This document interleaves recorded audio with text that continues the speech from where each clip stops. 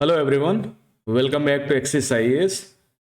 UPPSC प्रारंभिक परीक्षा का पाठ्यक्रम खासकर उन लोगों के लिए जो लोग 2026 और 27 को टारगेट करना चाहते हैं, प्रीलिम्स एग्जाम बैठना चाहते हैं, मेंस देना चाहते हैं और फाइनली सिलेक्शन पाना चाहते हैं। देखो, जिस हिसाब से क्वेश्चन पेपर आ रहा है, चाहे वो 2021 का हो, 22 का हो, 23 का हो, 24 का या अभी जो 12 अक्टूबर को हुआ 2025 का, इन सब में एक कॉमन चीज है, कॉमन फैक्टर है कि स्टैटिक पोर्शन में अगर आपने बहुत अच्छी तैयारी कर ली, स्टैटिक पोर्शन में हिस्ट्री है, खासकर मॉडर्न हिस्ट्री, पॉलिटी है और ज्योग्राफी है, ये तीन सब्जेक्ट बहुत अच्छे तरह से तैयार कर लीजिए। ये मान के चलो 50-55 क्वेश्चन इससे बनने ही बनने हैं, 60 भी हो जाते हैं। तो कुल मिलाकर के आज हम उन्हीं चीज़ों का डिस्कशन करेंगे। बुक लिस्ट हम क्या रखें, कैसे प्रिपेयर करें, क्या क्या चीज़ें लाएं कि हमारी तैयारी बहुत अच्छी हो जाए। खासकर वो अभ्यर्थी जो 2026 को प्रीलिम्स टारगेट कर रहे हैं और अभी वो क्लियर नहीं हो पाए हैं कि कैसे तैयारी करें, कैसे स्टार्ट करें। जो कर रहे हैं उनके वो सो फार सो गुड है। जिन्होंने अभी तैयारी स्टार्ट नहीं करी है, जो अभी प्रिपरेशन के फाइनली उस फेज में है जहां पर उन्होंने सिलेबस भी नहीं देखा, चाहे वो 26 वाले हों या 27 वाले, ठीक है। तो सबसे पहले देखो, समझ लो कि यूपीपीएससी जो है वो क्या कराती है, परीक्षा द्वारा उत्तर प्रदेश सरकार की सिविल सेवाओं यानी स्टेट गवर्नमेंट की जितने भी एडमिनिस्ट्रेटिव सर्विस होती हैं उनके उच्च पदों पर सीधी नियुक्त होने के कारण इसे राज्य सरकार की सर्वाधिक प्रतिष्ठित प्रतियोगी परीक्षा माना जाता है। जैसे सेंट्रल में यूपीएससी होती है, ठीक है, उसी तरह स्टेट में प्रत्येक स्टेट में यूपीपीएससी, उत्तर प्रदेश के लिए यूपीपीएससी है, union public provincial service commission, और ये पीसीएस का एग्जाम कराते हैं, ठीक है, प्राइमरी सिविल सर्विस। प्रारंभिक परीक्षा, देन मेंस परीक्षा, उसके बाद इंटरव्यू, देन रिकमेंड करती है स्टेट गवर्नमेंट को, उत्तर प्रदेश सरकार को, कि नहीं संबंधित ये बच्चे हैं जो एग्जाम को क्लियर करे हैं, कट ऑफ को क्वालिफाई कर गए हैं और इनकी नियुक्ति करी जाए। तो इसका ये काम होता है, रिकमेंड करने का काम होता है। इस परीक्षा द्वारा राज्य प्रशासनिक सेवा, राज्य पुलिस सेवा और उत्तर प्रदेश शासन के अंतर्गत विभागों के अधीन विभिन्न पदों पर नियुक्तियां की जाती हैं। यूपीपीएससी परीक्षा की तैयारी लगभग संघ लोक सेवा आयोग द्वारा आयोजित सिविल सेवा प्रतियोगी परीक्षा की तरह ही की जाती है। अंतर यह है कि यूपीपीएससी के लिए उत्तर प्रदेश से संबंधित इतिहास, कला, भूगोल, आर्थिक पहलू, उत्तर प्रदेश के प्रशासन, उत्तर प्रदेश से संबंधित समसामयिक घटनाओं के संबंध में विशेष तैयारी करनी होती है। अब देखो, आपके जो यूपीएससी में जो सिलेबस है वो तो है ही है एज इट इज, लेकिन यहां पर यूपी स्पेशल के पेपर को ऐड कर दिया जाता है, यानी लगभग 150 क्वेश्चन में लगभग 20-25 क्वेश्चन आपके किसके हो जाते हैं, यूपी स्पेशल के हो जाते हैं। तो कुल मिलाकर के तब ये जाकर के 150 के आसपास पहुंचता है। 4-5 क्वेश्चन हर साल डिलीट कर दिए जाते हैं, तो ये मान के चलो 145 में से आपको कट ऑफ क्लियर करनी होती है। यूपीपीएससी प्रारंभिक मुख्य परीक्षा तैयारी है, तो इससे संबंधित पाठ्यक्रम यानी सिलेबस को भली भांति पढ़ना समझना जरूरी है। अब हम अपने सिलेबस को ओवरव्यू कर लेते हैं। क्वेश्चन पेपर अपने पास रखना, जब भी सिलेबस को तैयार करना तो क्वेश्चन पेपर आपके पास जरूर होना चाहिए। उससे दो चीजें समझ में आती हैं। जैसे अभी मैं बताऊंगा राष्ट्रीय अंतर्राष्ट्रीय महत्व की समसामयिक घटनाएं, जैसे इस बार ब्राजील से रिलेट करके क्वेश्चन पूछा गया, ठीक है, और आईयूसीएन का क्वेश्चन था, एनवायरमेंट के विश्व इतिहास के क्वेश्चन है। तो राष्ट्रीय अंतर्राष्ट्रीय महत्व की समसामयिक घटनाओं यानी करंट अफेयर्स। अब देखो, करंट अफेयर्स दो टाइप का होता है, एक होता है कंटेम्पररी इशू और एक होता है जो 6 महीने 8 महीने का पुराना होता है। तो ये दोनों प्रकार का पूछा जाता है। कंटेम्पररी इशू खासकर कुछ महत्वपूर्ण मुद्दों को लेकर के पूछा जाता है। उसके अलावा इकोनॉमी का कंटेम्पररी इशू पूछ लिया जाता है। करंट अफेयर से जनरली कोई योजना है, क्रिकेट हुआ कि कोई पुरस्कार बटे, उसके संबंध में ये सीधा करंट अफेयर्स बन जाता है, या कोई स्टेट गवर्नमेंट द्वारा कोई अन्य चीज करी गई है तो उसके संबंध में तो ये जानकारी रखनी होगी। तो आप जनरली इसके लिए क्या करो, न्यूज़पेपर को पढ़ना स्टार्ट करो। सबसे पहला कोई भी न्यूज़पेपर, अगर आपके पास दैनिक जागरण आ रहा है, आपके हिंदुस्तान आ रहा है, आपके पास अमर उजाला आ रहा है, तो उसका प्रथम पेज और उसके बाद लास्ट के 2-3 पेज और जो संपादकीय आता है, इसको आपको जरूर पढ़ना है। तो अपनी हैबिट में क्वेश्चन पेपर को ऐड करिए, खासकर मॉर्निंग या इवनिंग में, जो भी आपको टाइम सेटेबल लगता है, कम से कम 1 से 1.5 घंटे आपको क्वेश्चन पेपर को रीड करना है, पढ़ना है। और एक दिन देखो, करंट अफेयर्स कैसे तैयार हो गया, मान लिया आज कोई घटना हुई, ठीक है, आज कोई घटना हुई, मान लिया कोई भी घटना मान लेते हैं, जैसे मान लिया बिहार में इलेक्शन है, ठीक है, लोकसभा सीटों के बारे में बात हो रही है, विधानसभा सीटों की बात हो रही है, कहाँ से कितनी सीटें आई हैं, उन सभी मुद्दों पर बात हो रही है, तो इनको आप नोट डाउन कर लो, या आप एक बार देख लिया, नेक्स्ट टाइम जब फिर बिहार की बात होगी तो यही सारी चीज़ें रिपीट होंगी। तो करंट अफेयर्स और स्टैटिक पोर्शन को अगर मिला के पढ़ लिया जाए तो भाई लाजवाब हो जाता है। उसके बाद भारत का इतिहास, भारतीय राष्ट्रीय आंदोलन, इतिहास के अंतर्गत भारतीय इतिहास के सामाजिक, आर्थिक और राजनीतिक पक्षों की व्यापक जानकारी पर विशेष ध्यान देना होगा, ठीक है, सामाजिक भी हो, आर्थिक भी हो, राजनीतिक पक्षों की व्यापक जानकारी पर विशेष ध्यान देना होता है आपको। भारतीय राष्ट्रीय आंदोलन पर अभ्यर्थियों से स्वतंत्रता आंदोलन की प्रकृति, उसकी विशेषता, राष्ट्रवाद का अभ्युदय और स्वतंत्रता प्राप्ति के बारे में सामान्य जानकारी उपेक्षित है, सॉरी उपेक्षित नहीं, अपेक्षित है, यानी रखनी चाहिए आपको। अब देखो दो बातें आपकी समझ में आनी चाहिए। पहला चीज, जैसे इस बार देखा होगा आधुनिक भारतीय इतिहास से लगभग 12-13 क्वेश्चन पूछे गए, मध्यकालीन भारत से 4-5 क्वेश्चन है, प्राचीन काल से लगभग 3-4 क्वेश्चन है, जैसे इंडस वैली सिविलाइजेशन से हर बार एक आधा क्वेश्चन पूछा ही जाता है, तो इस तरह के आपको सामान्य जानकारी रखनी ही पड़ेगी। तो आप क्या करो, कक्षा 6 से कक्षा 12 तक की, कक्षा 6 से कक्षा 12 तक की एनसीईआरटी को कवर कर डालो, उसमें वर्ड हिस्ट्री भी आ जाएगी जो आपके मेंस के अकॉर्डिंग हो जाएगी। दूसरा, और सिंपल बात बताता हूँ, अगर ये सारी चीजें नहीं करना चाहते हैं, आप चाहते हो कि नहीं सिंपल सी तैयारी हो जाए, क्या करना, तो यूनिक स्पेक्ट्रम ले लो सभी सब्जेक्ट्स का, और यूनिक स्पेक्ट्रम से तैयारी शुरू कर दो। करंट अफेयर्स भी, समसामयिक, घटना चक्र, महासागर, 6 महीने, अर्धवार्षिक, ये कर लो, पढ़ते रहो। न्यूज़पेपर की रीडिंग अपन ने अगर बना ली ना तो बहुत अच्छी बात है। और उसके बाद जैसे प्राचीन भारतीय इतिहास हो गया, तो प्राचीन भारतीय इतिहास में 6-7 पॉइंट है। एक तो गुप्त पीरियड से क्वेश्चन पूछा जाता है, खासकर मुद्रा से रिलेट करके या आर्थिक और राजनीतिक इतिहास से। उसके अलावा मौर्य पीरियड हो गया, और मौर्य पीरियड और गुप्त पीरियड के बीच में जो विदेशी आक्रमण हुए, हुड़, शुंग, कुषाण, ठीक है, शक, यूनानी, इस तरह के लोगों को आपको तैयार करना है। इसमें जो खास व्यक्तित्व है उनकी जानकारी होनी चाहिए, तो इस तरह से आपको तैयार करना है। दूसरा, भारत एवं विश्व का भूगोल, इस बार बहुत बड़े क्वेश्चन पूछे गए। भारत विश्व का भौतिक भूगोल, ठीक है, नदियां, पहाड़, पर्वत श्रृंखला, मैदान, पठार, इनके बारे में, मिट्टियों के बारे में। उसके बाद सामाजिक, आर्थिक भूगोल, कहाँ क्या होता है, कैसी पैदावार होती है, क्या क्या चीजें हैं, कौन सा मिनरल्स कहाँ पर हैं, इससे। और भूगोल जब भी पढ़ें तो यूपी को ध्यान में रख करके पढ़ें कि यूपी विशेष मन में क्वेश्चन पूछे जाते हैं।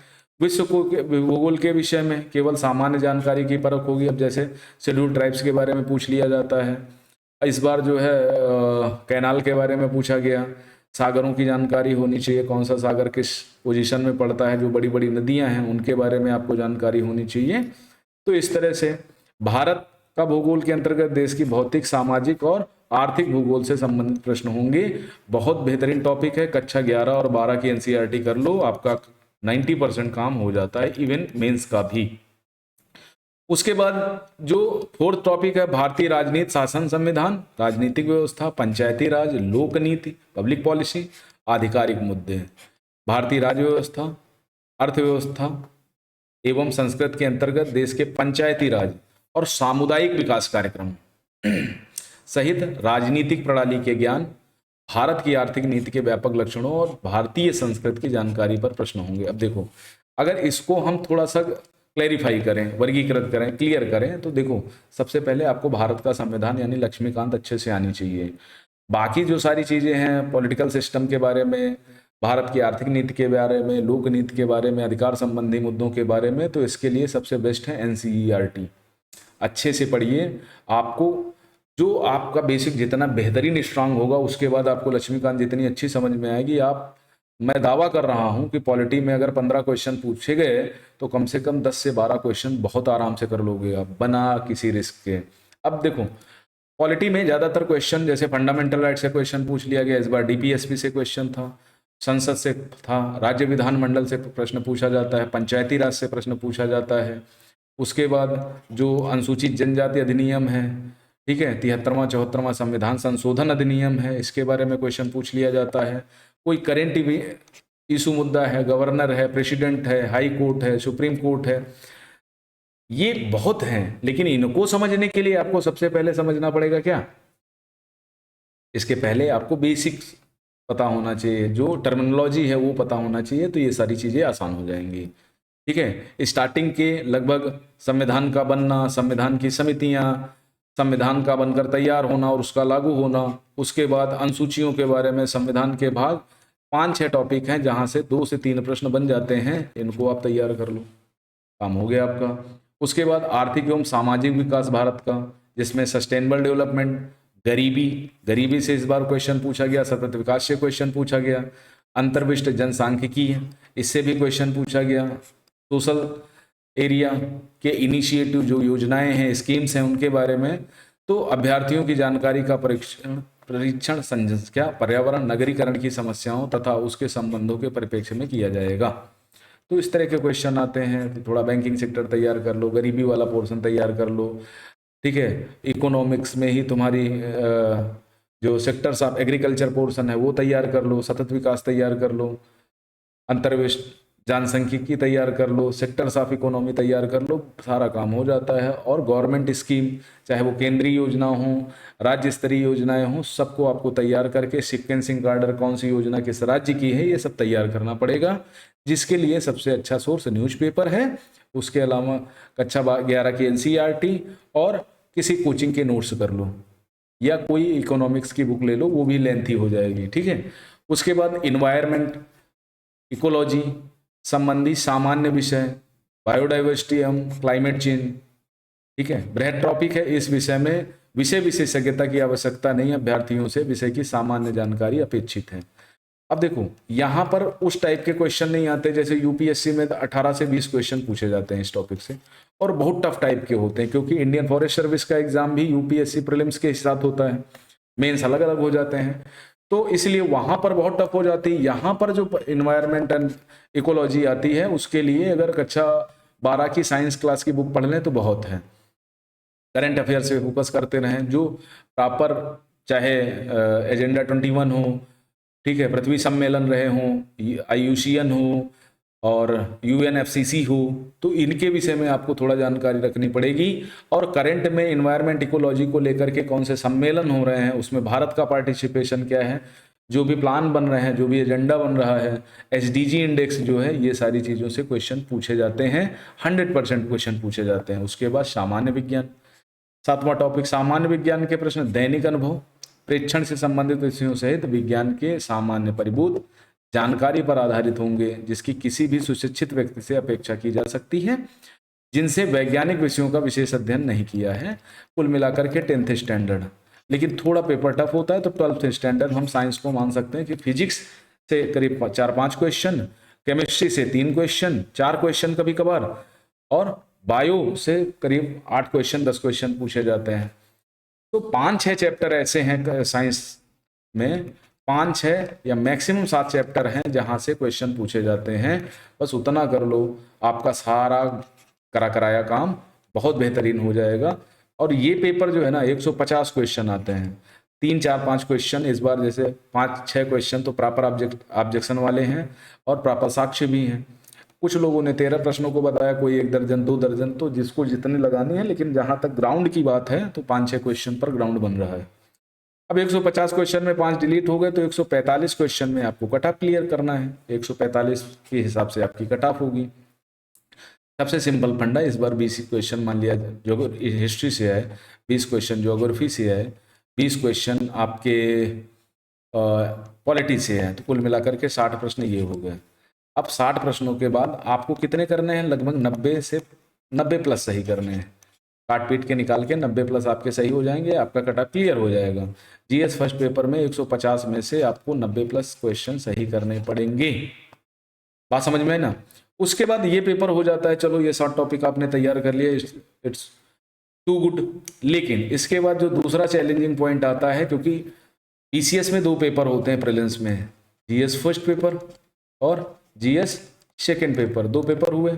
अब इन 2 पेपर में पहला ऐसा है जिससे कट ऑफ क्लियर होती है, दूसरा पेपर ऐसा है जो क्वालिफाइंग नेचर का है, यानी 100 क्वेश्चन पूछे जाएंगे, आपको 33 सही क्वेश्चन करने हैं। अब ये 33 क्वेश्चन सही करने में अगर आपकी प्रैक्टिस नहीं है तो आपका दम निकल जाता है, आप प्रीलिम पास नहीं कर पाते, यानी 66 नंबर लाना बहुत मुश्किल हो जाता है।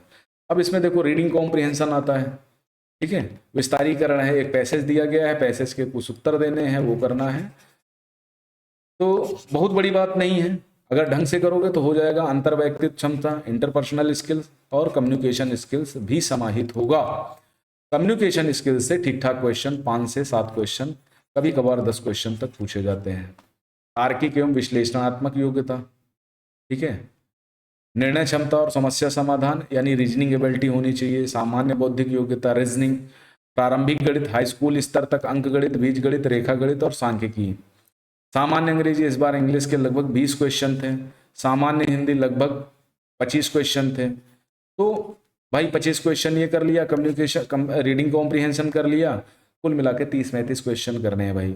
अगर इन सारे टॉपिक पर थोड़ा थोड़ा ध्यान दे लोगे, कोई हिंदी वाला टॉपिक बहुत अच्छा तैयार कर लोगे, तो वो मेंस में भी आपका काम आ जाएगा।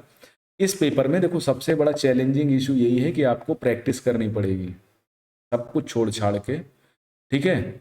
इसमें प्रैक्टिस कर लो, प्रैक्टिस 1 घंटा पर डे कर लोगे ना, तो सी-शर्ट में आपको कोई माइका लाल फेल नहीं कर सकता, ये बात समझ लेना। और जो भी बच्चा पास करता है प्रीलिम्स, उसने सी-सेट पे प्रॉपर मेहनत करी होती है, सिर्फ पीवाईक्यू देख के वहां नहीं जाता, ठीक है। गणित को जो सवाल होंगे हाई स्कूल स्तर के पाठ्यक्रम में सम्मिलित किए जाते हैं। अब इसमें देखो क्या पढ़ना है क्या छोड़ना है। सबसे पहला सिर्फ अंक गणित वाला काम कर लो।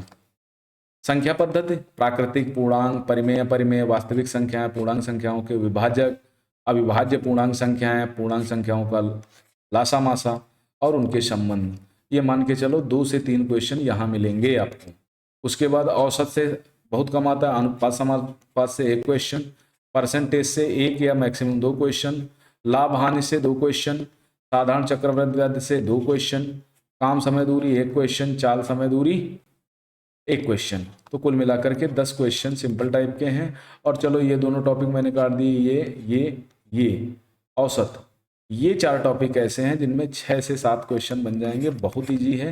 हिंदी के 20 क्वेश्चन कर लो, 6 से 7 क्वेश्चन ये कर लो, बाकी 8-10 क्वेश्चन 15 क्वेश्चन रीजनिंग के होते हैं, 10 क्वेश्चन उसमें कर लो।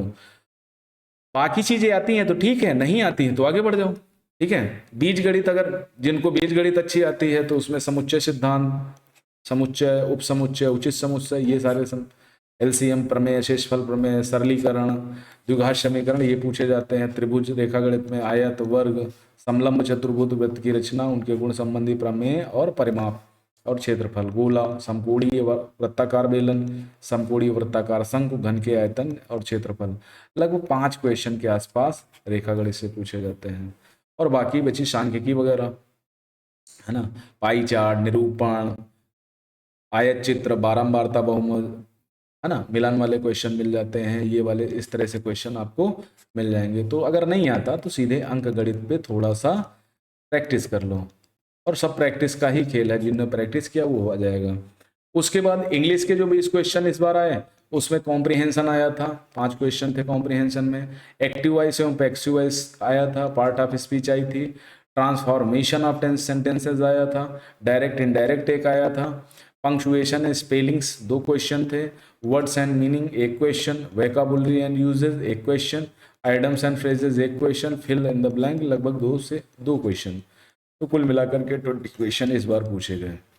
सामान्य हिंदी में अगर देखें क्या क्या पूछा जाएगा, तो सामान्य हिंदी भी हाई स्कूल स्तर तक के पाठ्यक्रम में सम्मिलित किए जाने वाले विषय हैं। हिंदी वर्णमाला और विराम चिन्ह, शब्द रचना, वाक्य रचना, अर्थ उनके, शब्द रूप, संधि समास, क्रियाएं, अनेकार्थी शब्द, विलोम शब्द, पर्यायवाची, मुहावरे, लोकोक्तियां, तत्सम, तद्भव, देशज, विदेशज, वर्तनी, अर्थबोध, हिंदी भाषा में प्रयोग होने के वाली अशुद्धियां, उत्तर प्रदेश की मुख्य बोलियां। हालांकि ये 14वां टॉपिक कभी नहीं पूछा गया, तो कुल मिलाकर के 5 से 7 चीजें इसमें भी हैं, थोड़ा सा मेहनत कर लो। आरओ के लिए भी आपका काम हो जाएगा, यूपी पीसीएस मेंस का जो एग्जाम होता है उसमें भी आपका काम हो जाएगा, चाहे वो आप 2025 वाला दो या 2026 वाला। तो बम्पर तरीके से आप तैयारी करके जाओ, इस बार 26 वाला तो क्रॉस ही करके आओ। और वरना क्या होगा भाई, 2 ही चीजें काम करने हैं। पहला तो अपने जीएस फर्स्ट पेपर को संभालना है, ठीक है, कम से कम 90+ यहाँ क्वेश्चन सही करके आने हैं, और जीएस सेकंड पेपर में कम से कम 45 क्वेश्चन के आसपास सही कराओ। बस आप क्लियर कर गए, कोई गारंट वो नहीं है, कोई दिक्कत नहीं है, आराम से फ्री हो जाएगा। मेंस की तैयारी में लगो। अभी जो प्रिपरेशन का माहौल है, जो लोग तैयारी करना चाहते हैं तो वो कम से कम सप्ताह में एक ऐसे लिखें, मेंस की आंसर राइटिंग प्रैक्टिस करें, जो लिख पढ़ें उसको लिखने का प्रयास करें, प्रेजेंटेशन स्किल्स अच्छी बनाएं, और प्रीलिम्स के लिए PYQ है, ठीक है, MCQ है, ये भी आराम से प्रैक्टिस करते रहें, चीज़ें आसान हैं, लाइट एंड क्लियर हो जाएंगी। ठीक है, तो आज के लिए इतना ही। थैंक यू वेरी मच, मिलते हैं नेक्स्ट सेशन में, तब तक के लिए धन्यवाद। बताइएगा स्ट्रेटजिक वीडियो कैसा लगा, अगर अच्छा लगा तो हम इसी तरह के और भी वीडियो लेके आते रहेंगे। तब तक के लिए धन्यवाद और नमस्कार।